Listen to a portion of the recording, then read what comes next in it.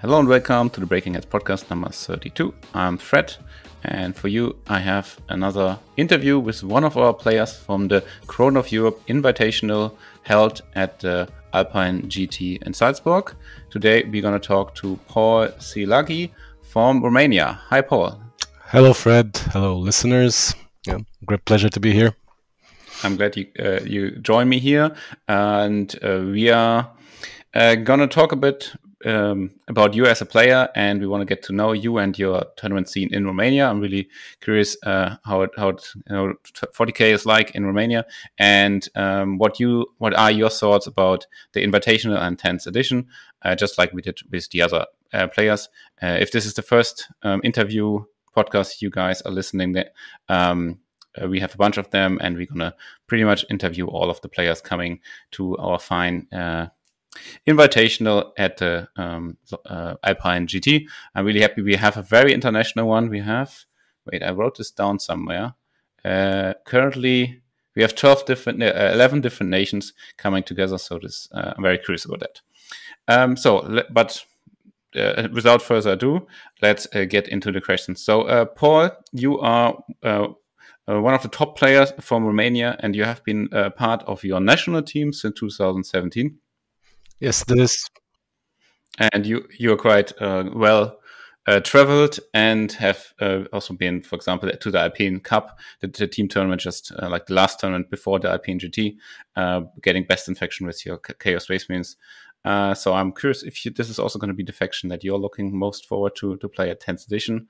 Let's start with the questions. And so, how long have you been playing competitively? How was your way? How was your career up till now? Yeah, so mainly I've been playing since the 2017 WTC. So I guess I caught the end of the 7th edition. Pretty much my first WTC was actually this transition from 7th to 8th. And it was quite a chaotic time, much like it is now, to be honest. But So to start with, I bought a lot of models that I liked. So I just went with that, and then I got into the competitive scene by just joining local tournaments. And we had this national tournament where I went and I played, and I met the future team captain, the team captain that was going to take Romania to WTC 2017. And he proposed to me then at the tournament in Bucharest, because he was looking for people to play with at the WTC, and we basically formed a team with people from all around the country. And we went, and it was mainly like a don't get last place kind of deal. So that was the first year. We were trying to avoid getting last place at WTC, which we managed not to do. So mission accomplished, I guess. Congrats.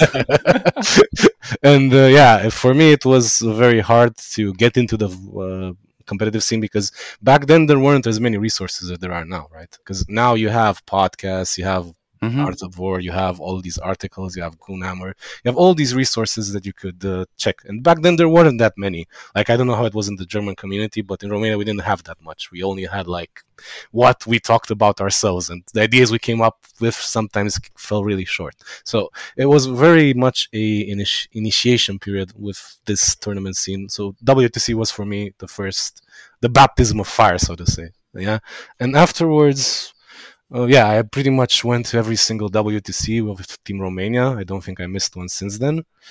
And since they started the Alpine Cups, I actually have I have attended every single Alpine Cup. Yeah, so that was also very fun for me. And how would you compare yourself with the other team members now?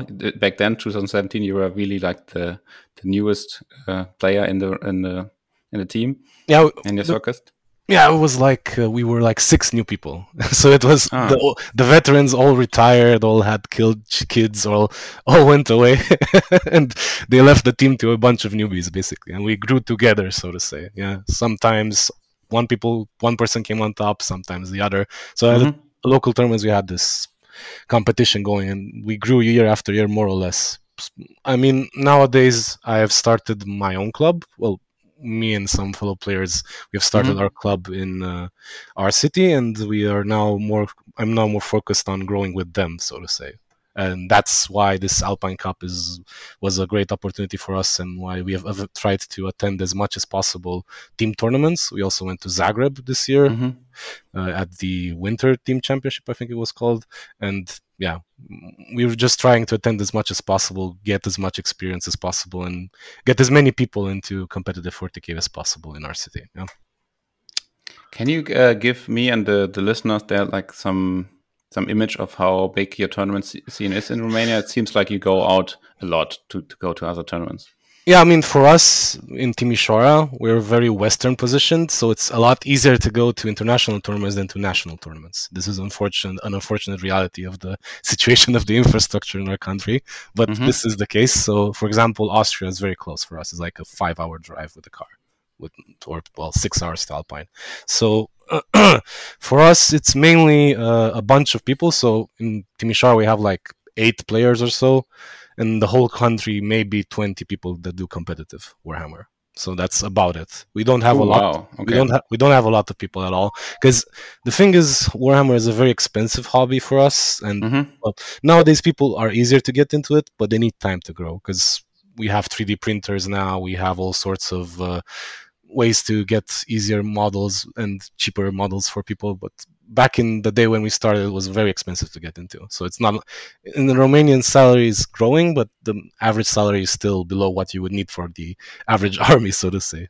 So it's not a very accessible hobby so far, but it's slowly getting more accessible and more popular. So I'm optimistic that we'll have more people. That sounds cool. It's interesting you say the 4-hour drive is the closest tournament. That's quite right. Yes, I mean the Novi Sad tournament is closer, obviously, but that was been this year. The Novi Sad WTC was also very close when it was in Novi Sad. But yeah, for international tournaments, that's the closest. And obviously, we also hosted our own tournament, the Bastion International Tournament. But this year, we're not going to host it because we will have an international tournament in Novi Sad, which is more of a group effort. Yeah. So for us, the tournament scene is quite a handful of people, basically. And we are hoping that we grow more and more every year. So that's our current objective currently. And it sounds like you like the top competitive players, the active ones of your scene, they also go to a lot of team tournaments then maybe as like a group to go somewhere else, to go to the biggest ones, and then if you go as a group, you go to the team tournament. We are trying always to go to as many team tournaments as possible. Not always people can attend because there's either financial reasons or it's positioned next to holidays or whatever. So we tend to try to join as much as possible to get as much international experience possible. Yeah, because the problem is if you're a big fish in a small pond, you get used to the same ideas. So it's always better to like go outside, see what other people think, come with fresh ideas. Yeah. But is it the majority you go for team tournaments? So I didn't phrase my question right. I was just thinking it sounded like you go to a lot of team tournaments, and now, contrary to that, now we have the Alpine GT, which is a singles, and we also have this invitational. Yes. I would say that our people mostly prefer team tournaments. We don't have that many in Romania, but we tend to organize one every now and then, and those are usually the most fun. And everyone enjoys team tournaments the most because we enjoy playing. Not necessarily skewed lists, but we enjoy having like a team role, because it's easier to sell it to someone that they just need to play their role rather than to have to play well against everything or whatever. So people usually enjoy it much more as a group experience, as a bonding experience, as all of these aspects of a team tournament, which are what make team tournaments so great. So yeah, even this year we went to two team tournaments together as the club. So it's very important for us that we have this team experience. Now for Alpine GT in Salzburg, yeah, I'm going alone, but this is not usually the case. Usually we go as many people as possible and form a team, and that's. So Paul, how do you feel representing Romania at the Invitational, basically? Well, what can I say? I know that there are a lot of good players. I'll try to do my best, as I always do. But yeah, if it's the start of an edition, everything's going to be chaotic. But, as Littlefinger said in Game of Thrones, chaos is a ladder. Okay, interesting. Maybe we can find out what your ladder will be. Tell us a bit what your main faction is. What kind of armies do you usually play? Yeah, so I started out playing mainly Adeptus Mechanicus in 7th edition with the War Convocation, and then I transitioned into 8 still with Adeptus Mechanicus, and over the course of 8 I picked up Custodes and Chaos Space Marines, and nowadays I mainly play Chaos Space Marines. There's something very satisfying to me when I play Chaos Space Marines. I don't know why, but it just gels with my psyche, like the whole chaos, dark gods, buffing yourself, all that stuff. I really enjoy it. So even when the army itself was not that great, like for example the last tournament, I still quite enjoyed playing it because it always has like not necessarily a high skill cap, but you always have some sort of tricks you can pull with chaos, like resurrecting models, all combat shenanigans, always this kind of stuff, and I enjoy doing that kind of stuff.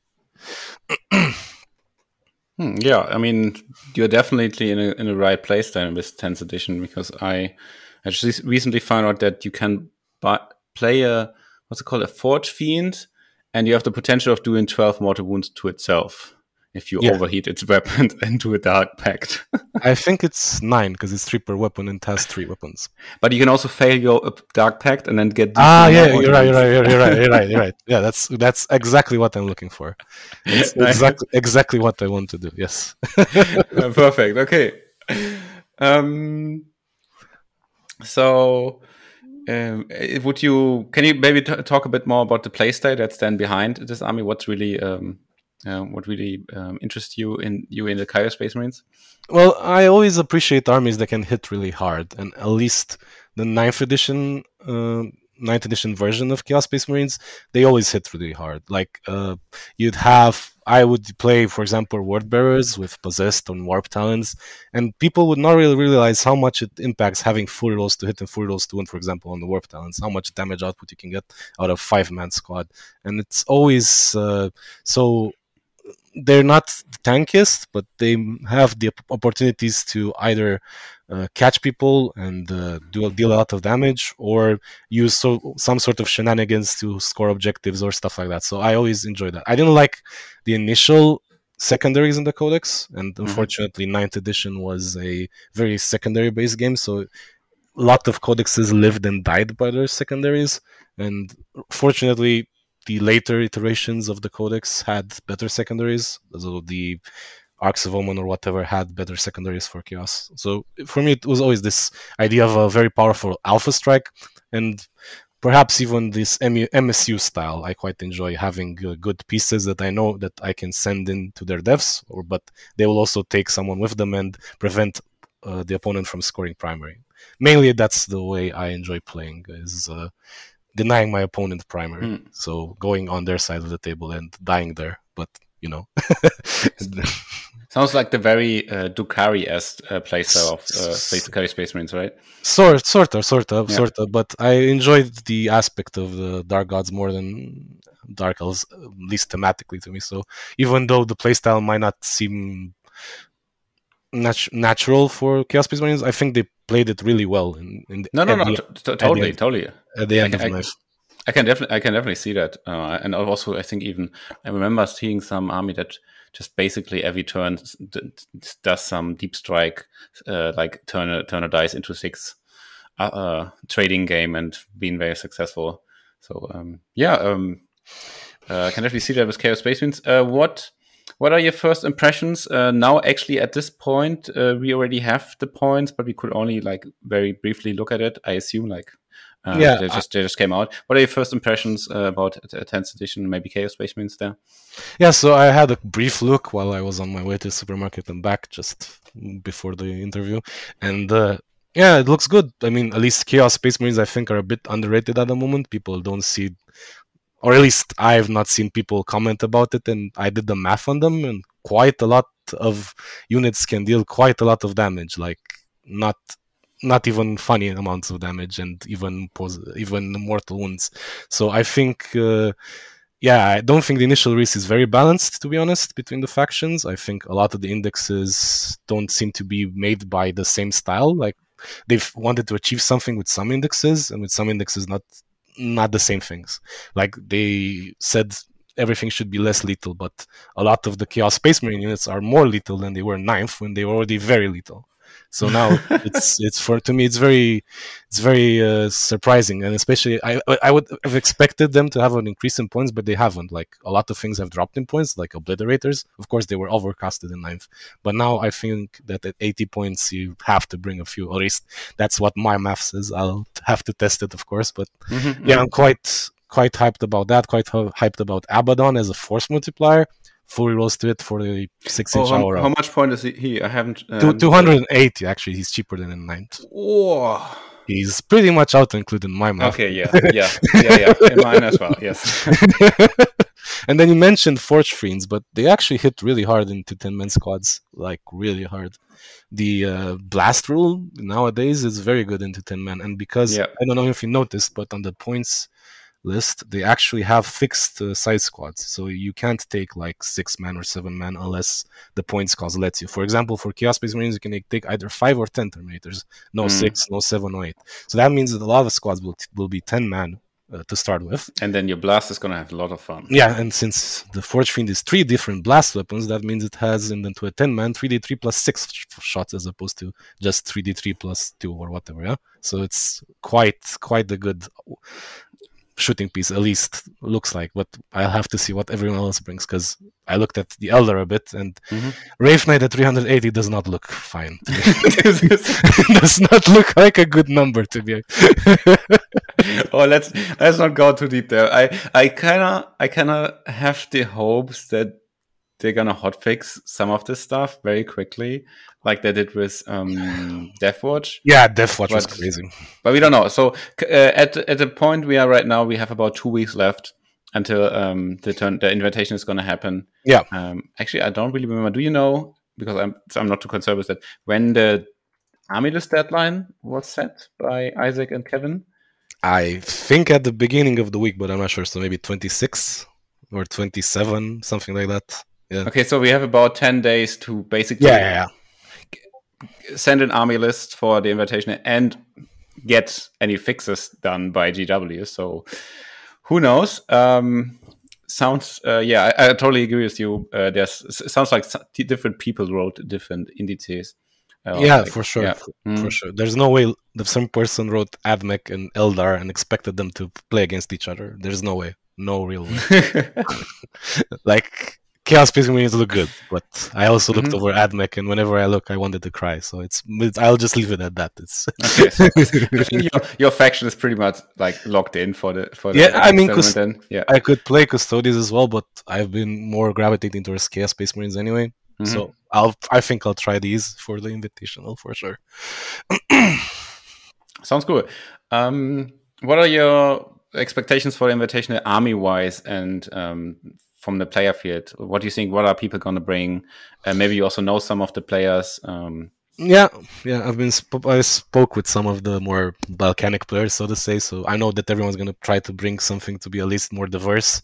Of course, we could have like 10 Eldar players, but I don't think that would be fun to watch. So we'll see. As I said, I'll play Chaos Space Marines. I know that someone is bringing Chaos Knights, or I know someone else might be bringing Dark Angels. So I hope for it to be as diverse as possible, so that we can at least have a good understanding of the armies. And for me, this was like a great opportunity, this Invitational, and I'm also going to go to the tournament after, so the GT. And for me, it's like really good way to start the edition, with the GT or the tournament, and see what people think and what works and what doesn't work. And I think this is going to be great fun. At least I hope so. Yeah. Oh, I didn't know you guys are gonna like try to be nice and friendly to each other and bring the flavorful armies. I don't think it's gonna be flavorful. It's just not the same. Everyone, hopefully. I mean, it's still a competitive tournament, so it's not gonna Yes. be. I'm not gonna go with Admec. I'll tell you now, but yeah. I feel like maybe the like worst case is the Balkan players. They're like, oh yeah, let's like have an agreement. No one brings like the two or three rave nights. We're gonna be nice. We're gonna bring a good show, and then all the other ones come. No. I think everyone will bring the best as they can, but hopefully not. Not the same army. Everyone. Yeah. I mean, the thing is also at the beginning, you always look at the things that worked before, and then you cry because the points went up. You cannot play the same things, but you really quickly overlook that there's some other gems in there. Yeah, for sure. And actually, like I really like the concept of having different background scenes, like seeing the people from different backgrounds, and then bring maybe. Yeah, I hope there's some diversity, because if we have that, then this could show. Oh, by the way, there is maybe there's something good in Nutmeg. I don't know. Actually, I haven't looked at it, but do you need someone else? Yeah, outside of your circuit to maybe bring in a new idea. For sure. Yeah. Okay, cool. Yeah, please.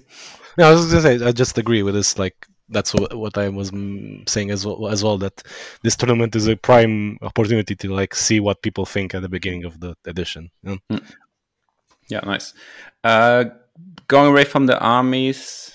I don't know. Let's stay with the armies a little bit. Do you think people, so other than maybe like they bring their best, but probably try, not try, but it's going to be a diverse field. I think so too, because with everyone I've talked yet, is mainly most of them they were like, I'm gonna follow my favorite army, and like maybe if I have two armies and one looks more shitty, like with you like think Admec, it doesn't sound good, so you're gonna stick with the Chaos Basing, but you're not going to change to Rave Knight faction because that might be good. What do you think? What kind of armies will people bring? Like what kind of army list? How they're going to look like?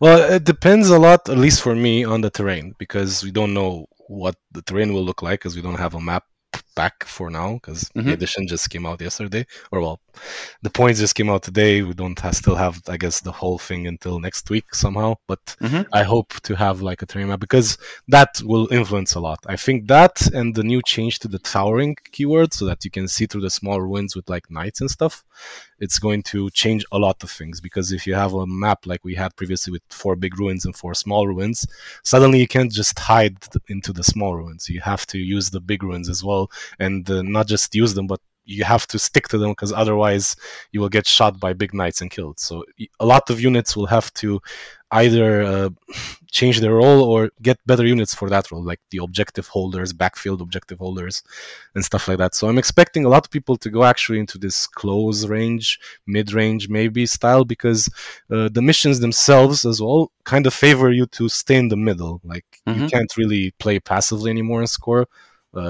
You can't really just stick to one thing. You have to go for the no man's land and fight there. And the people that do this the best will get the most points out of the mission. So you kind of have to tend towards that, I would say. So I am expecting a lot of armies to go with a very powerful, either very powerful Alpha Strike build, again, depending on the terrain, because if there are only 2 small ruins and 1 big ruin in the deployment or something, or even 1 small ruin, 1 big ruin, you can't really hide much inside that big ruin. So that means that if the opponent has a knight, like a Wraith Knight or a other knight, then he can just shoot through the small ruins and kill your units. So you have to like adapt to this. Maybe strategic reserves will be an answer, maybe deep strike, I don't know. So there will be a lot of things to do with this. But I think it all starts with the terrain, so I'm waiting on a terrain pack before I decide what type of army I do. I generally tend to like all more balanced approach, so I like to go necessarily heavy melee if I don't have to. But last edition you couldn't really shoot much with chaos, so now it looks a lot better on that side. So at least I will try to bring a balanced list if the terrain favors it. And what do you think about the other people?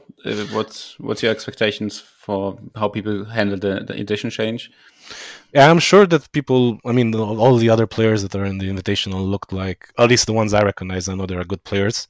So I'm sure they have their own mindset of how to approach it. And I think they will adapt I'm expecting a lot of people to have balanced armies, as in you have to have a way to achieve tactical objectives, because I think those will be better than fixed. Unless you're playing an opponent that gives a particular fixed objective away, I don't think you go with two fixed. Unless, as I said, you're playing like knights or something, and then you maybe think about getting a second fixed behind, besides the bring it down or whatever. So I think it's going to be a balanced list building, so you can achieve the tactical objectives, and then probably as many mortal wounds as possible, because it seems that they really let the lid out. There is a lot of sources of mortal wounds nowadays, and if you don't have a feel no pain against mortal wounds, you better be able to dish out a lot as well. Yeah, mortal wounds don't need AP. Yeah, and AP is actually a lot smaller this edition. A lot smaller, covers everywhere nowadays, with vehicles getting covered, bikes getting covered, a lot of things that didn't have cover previously. And with the AP change, that means a lot of things will be more durable, unless you have mortal wounds. So, wait 1 second. I think you have to choose either going tactical or fixed.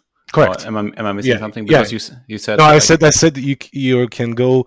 You would go fixed only if you have one other fixed to choose. Because, for example, you're playing knights. That means that you can take fixed, bring it down. So that means that you could probably take fixed in that case, right? Because you only have to choose one other fixed, because this one is easy to do. But otherwise, I wouldn't pick two fixed objectives unless I'm playing an army that gives one fixed up. Yeah, so it has a lot of knights, for example. And then you really need to get a lot of points, because now you need to make 20 points with that. Yeah, but it's a lot more points per knight now, because it's 3 points for the small ones and 5 points for the big ones, I think, as opposed to 2 points and 5, I think. So it's okay. I can see that. Yeah. Yeah, so it's really just getting one other fixed objective that you can do, and then. In most cases, you probably want to go for tactical, I would assume, because you get a lot more points, and a lot of the tactical ones are easier to do than the fixed ones. Yeah, that's what was my impression as well. Going away from the armies, let's talk about more about the players. You have the list of players in front of you. As I said, they're from 11 different countries. What do you think of the player field? Who have you played before, and how did it go? Yeah, I've played quite a few of these people. For example, looking at the list, I recognize Dejan. I've played him a couple of times. It's always been tight games. I know Arne is really good, but I haven't gotten around to playing him at the tournaments. Jakub Jensa as well from Czech Republic. He's also really good. We played quite a few times. He actually beat me, I think, twice or once. I think we only played once. Yeah, once. So, but it was always good games. And from the Austrian guys, I know a bit closer because we tend to play them a lot at WTC. So, for example, Andreas, I know him. Mario as well, and Peter Steiner. Yeah, we've kind of played as well. We also had some scrims recently on TTS with Team Romania and Team Austria. And so. Them I know a bit closer, so I guess that's about it. Barry, do you play a lot of TTS in Romania? Because you said it's quite like the west side and the east side it's quite far to travel. Yeah, somewhat like it's growing more popular to do it, because again, it's also the financial reasoning for us. So we have a lot of people, a lot of young people that have joined, but not our club, the other club that are playing strictly TTS. Like that's cool, because TTS is basically free. That's it. I mean, it's not free; it's 20 euros or something. But it's it's compared to an army, it's free. Yeah, this is free. This is less than the paint and the spray cost. Yeah, it's less than 50 points of AdMech or whatever. Yeah. So exactly. I personally enjoy playing TTS because I'm using it for other stuff. Like I play a lot of board games, and they're quite good to do in TTS if you have to do it remote. But I don't do it like daily or something. Like I know that some people, like I've talked with the Polish players, and some of them do like 3 hours a day or something. I'm not that kind of guy. Yeah. But we do like to dabble in TTS in Romania now and then. It's especially good for training for WTC because it's very expensive to get together, the whole team. Yeah, of course. So it's a lot easier to get on Discord, talk a lot, do a few games. Yeah. Okay, so, I misdirected us from the actual topic, and that's the player field at the Invitational. So you know quite a few of them, and have also played against some. Who do you think is the favorite? Who do you think has the best chances to win? Wow. Okay. Well, I think it's either going to be one of the Nordic players because they are usually very good. Either Jakob from Czech Republic or maybe Arne as well because I think he's leading Germany this year, right? If I'm not mistaken. Arne from Germany. Yeah, yeah. So I think one of these probably. So you count Germany as a Nordic country? No. I meant the two Nordic players because isn't it two Nordic players or am I mistaken? We have Kili Paske from Denmark and wait, we don't have a Swedish one. I thought there was one guy was Swedish, but maybe I'm mistaken. We have Jansen, Justin Jansen from Netherlands. It's Netherlands. Okay, yeah. I thought it was Finland or something. Okay, but yeah, okay. So I would assume then it's probably going to be either Jakob or Arne or something like that. Yeah. I would assume. Well, actually, Mario is also a really good player as well. Who? Mario from Bavaria. From southern Germany, yeah. Yes. Why is that? Why do you think they have a good chance? Well, usually I know that a lot of them practice a lot. Like they do take it very seriously and do a lot of TTS. And as I said, I played quite a few of them, and I know that they have a good skill spans and they could probably adjust. But as I said in the beginning, it's going to be very chaotic, and there's going to be probably combos that people missed. So yeah, I don't think it's like a guaranteed thing, but it's probably going to go to one of them. I would believe. Yeah. Okay, nice. I think we can come to my last question for the Invitational. So, what's your personal goal? What do you want to achieve coming to the Invitational? Well, I want to win it, but realistically speaking, I want to have for me it would be a win if I get out of this tournament and I have a decent understanding of how 10th edition will work. Like if I see how everyone does it, and if I then add my own stuff on top, and this whole experience goes, and yeah, I would be very happy afterwards, even if I had like 4 losses or 3 losses or whatever. Yeah, but personally, I want to win because obviously I'm a competitive player, so I'll try my best to win. But yeah, it's not a guarantee or anything. So for me, I would be happy probably with a 2-1 or even a 1-2, just to have afterwards a good understanding of the game. Yeah. Cool. So the time is very spare. As I said, about 10 days to send in your army list. How are you going to prepare in such circumstances? Well, I already have a lot of Chaos Marines painted, so hopefully the ones I decided to paint are good enough. If not, I will have to use my club members to help me probably, and they should. They would probably help a bit, hopefully, and get all of the models at least in a decent state, so as to not look completely horrible. Because I don't think I'm going for any painting award in any tournament soon. So yeah, that's the life of a competitive player, I guess. That's totally fine. I think the Bowerhammer is totally legit. And from like practice and playing wise, I'm going to already have a game after this podcast. Hopefully, get some more games actually this evening and over the weekend, and yeah, get as much practice as possible with as many different people as possible, and see what I can adjust to the list, and first solidify a core besides Abaddon, because I think I'm already taking him, but there's units to add around, so I will be definitely trying a lot of stuff and hopefully get to a cohesive enough list that I can then paint quickly and bring to the Invitational. This sounds very good. And that will be all my questions for today. You now have time for any closing words or shout outs you want to do in this podcast. Sure. I would very much like to thank firstly my fellow club members from Timișoara, Darian, Ovidiu, Alex, David, Lucian, Catalin, and our mascot Todo. And yeah, that's for the local team members. And I would like to thank also the rest of the players in Romania, because they always great games against them. And I would like to thank the organizers, because Ishik always brings us good tournaments. And yeah, in general, tournaments in Austria have been great in the last few years. So not much else I can say about that. And I would like to thank you for this opportunity for this interview. You're welcome. Paul, maybe you also want to mention the Golden Ticket Tournament in Romania at the end of August. Yes, we will have a first GV-approved international tournament in Romania, which is going to be held in Bucharest at the end of August, and will have a golden ticket as a prize. And also, we are doing a sort of collaborative event with multiple clubs from the Balkans, and we are calling it the International Balkan Tournament, and it's going to be held sometime in November, but I do not know the details exactly in which weekend, but it's going to be in Novi Sad, Serbia. So look forward to that.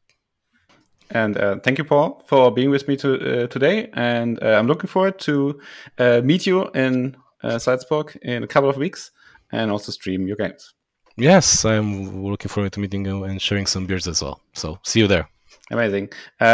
And to you, all the listeners out there, look out for more interviews from the Crown of Europe Invitational. We will be covering all the players, and really hope you tune in on the 30th of June. We will start streaming the Invitational and then go on streaming the main event as well. That's Friday to Sunday.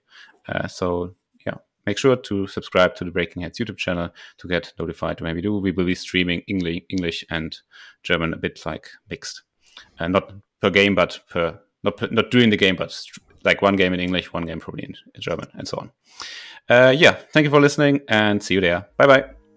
Yeah, goodbye.